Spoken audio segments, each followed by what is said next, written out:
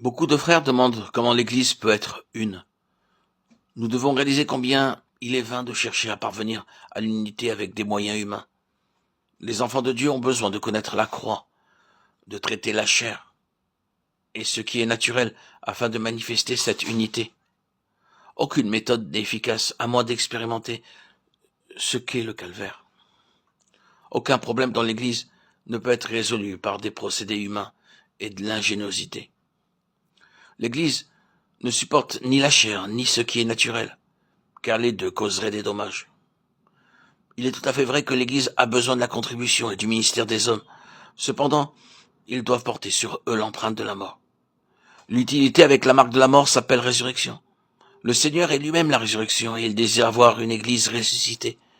Si nous désirons expérimenter cela, il nous faut alors regarder à Dieu pour qu'il accomplisse son œuvre dans nos vies. Peut-être sommes-nous familiarisés avec beaucoup d'enseignements, mais si nous n'avons pas encore reçu le coup fondamental de la part du Seigneur, nous resterons les mêmes. Quelquefois nous glissons et tombons, nous souffrons bien sûr, mais cela ne dure que quelques jours ou quelques mois. Mais si nous avions reçu du Seigneur le coup fondamental pour être suffisamment brisés, nous ne souffrirons pas seulement quelques jours ou quelques mois. Nous ressentirions les effets de cette blessure toute notre vie durant. Nous serions boiteux pour toujours devant Dieu, et la marque de la croix serait toujours sur nous. Bien des années après que Paul ait reçu la vision sur le chemin de Damas, il témoignait « C'est pourquoi je ne fus pas désobéissant à la vision céleste » Acte 26-19. Si le Seigneur nous fait grâce et nous frappe un jour avec sévérité, notre vieux moi ne pourra plus se relever de nouveau. La blessure demeurera en nous à jamais, puisqu'il est toujours possible de toucher ou de voir en Christ ressuscité la plaie causée par les clous dans ses mains et par la lance à son côté. Les marques de la croix ne s'effaceront jamais dans la vie de tous ceux qui, aujourd'hui, connaissent le Seigneur comme la résurrection. Si nous expérimentons cette blessure, nous n'oserons plus jamais nous glorifier de ce que nous sommes, ni de notre puissance. Une fois que nous aurons été frappés par le Seigneur, nous ne nous relèverons plus jamais. Puissent les marques de la croix devenir de plus en plus évidentes dans nos vies. La prétention n'est d'aucune utilité dans ces choses, car ce qui est placé de nous-mêmes sur l'autel sera bien vite oublié. Mais lorsque le sacrifice est placé sur l'autel et mis à mort, il ne se relève plus jamais. Si nous avons reçu ce coup fondamental, nous réaliserons que nous ne sommes rien et incapables et bien limités. La marque de cette mort en nous témoigne de la connaissance que nous avons de la résurrection. Connaître la croix, c'est connaître la résurrection.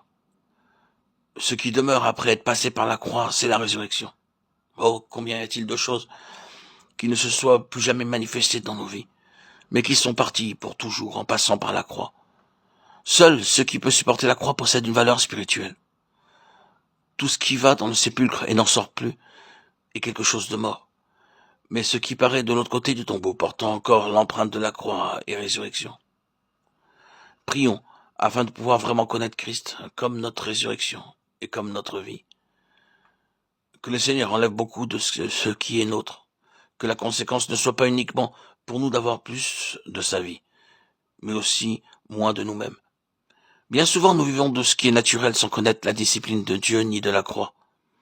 Nous avons besoin de prier que le Seigneur nous fasse miséricorde, afin que ce qui est naturel diminue en nous, peu à peu, pour que se manifeste de plus en plus ce qui est ressuscité. Que la vie et la résurrection deviennent pour nous des réalités et non pas des théories. Qu'il nous montre que lorsque nous mettons la main à une chose, il n'y a pas de résurrection parce que tout ce que nous produisions n'est que charnel et naturel.